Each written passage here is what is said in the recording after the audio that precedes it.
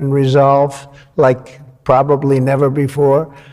It will require us to blast through obsolete systems, cut through thickets of regulation. We got to get rid of some of the regulation, but we want good regulation and rebuild the industrial bedrock of our country.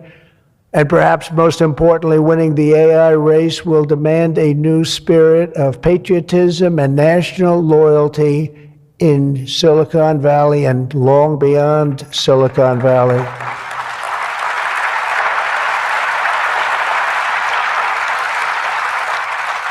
For too long, much of our tech industry pursued a radical globalism that left millions of Americans feeling distrustful and betrayed. And you know that, everybody knows that, everybody in this room certainly does. Many of our largest tech companies have reaped the blessings of American freedom while building their factories in China, hiring workers in India, and slashing profits in Ireland. You know that? All the while dismissing and even censoring their fellow citizens right here at home. Under President Trump, those days are over. We need U.S. technology companies to be all in for America. We want you to put America first. You have to do that. That's all we ask. That's all we ask. To partner with our tech geniuses in achieving this vision today, we're releasing the White House AI Action Plan. Big stuff. We're signing it right after this. In fact, I see it sitting right there. Maybe I should just sign it right now. Who the hell has to make the rest of this speech, right?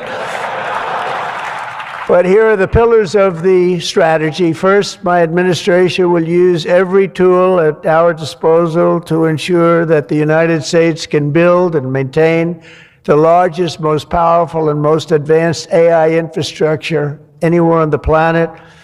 America needs new data centers, new semiconductor and chip manufacturing facilities, new power plants and transmission lines, and under my leadership, we're going to get that job done, and it's going to be done with certainty and with environmental protection and all of the things that we have to do to get it done properly. Virtually all of these large capital investments can be and should be made by the private sector, and they want to do that. They just want to be able to do it.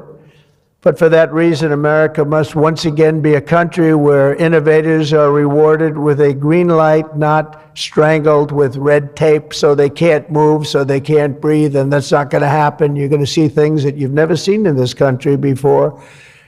So often, and I've been watching for many years, I've watched regulation. I've been a victim of regulation. A zone change that takes 6 years for a building in Manhattan or whatever, but I was good at zone changes, but it took a long time. By the time you got the zoning, the market changed. You didn't want to build the building. You say, well, but in some cases that made you lucky, didn't it? Huh? In some, not too many people understand that in this room, but in some cases, waiting for that approval as the market collapsed was a good thing, not a bad thing.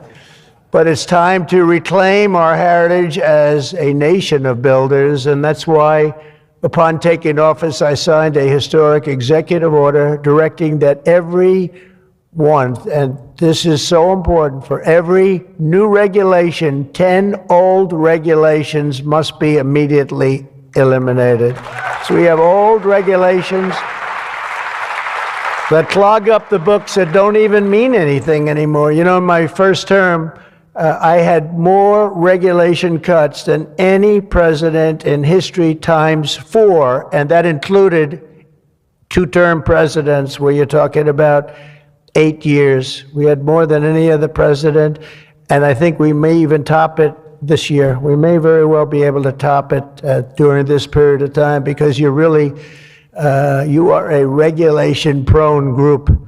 And we're looking to get those regulations out of your way so you can use your genius. Earlier this month, we also enacted the largest tax cuts in American history when I signed the One Big Beautiful Bill into law.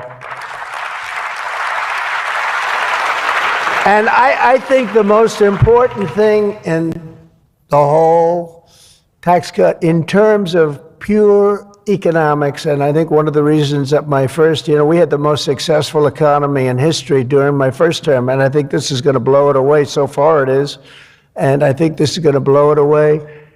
But the reason I had expensing at 100%. And what we did is we included 100% in this bill expensing for all capital expenditures, including investments in factories and equipment and structure. Structure wasn't included last time, so even structure, and you're able to write it all off immediately. That's the biggest thing, not 38 years, not 42 years, you're able to write it all off immediately. And this time we've made it for 10 years, not for 1 year.